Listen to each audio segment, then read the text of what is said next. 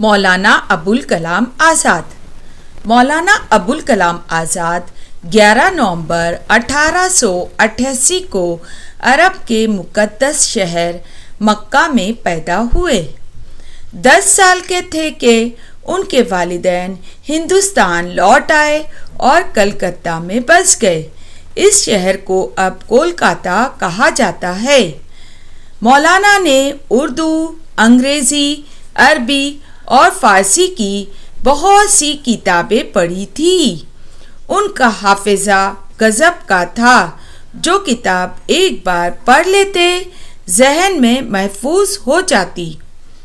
जो शेर एक बार सुन लेते उम्र भर के लिए याद हो जाता। तर्जुमानुल कुरान, तज़किरा और गुब्बारे खातिर उनकी मशहूर किताबें हैं। मौलाना अबुल कलाम आज़ाद एक अच्छे इंसान और सच्चे मुसलमान थे। उन्हें अपने वतन से बहुत मोहब्बत थी।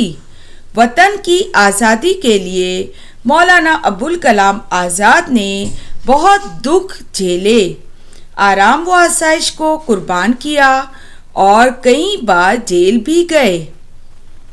1947 में जब मुल्क आज़ाद हुआ तो उन्हें आज़ाद हिंदुस्तान का पहला वज़ीर तालीम बनाया गया। आज हम उनके यौम पैदाइश 11 नवंबर को यौम तालीम के तौर पर मनाते हैं।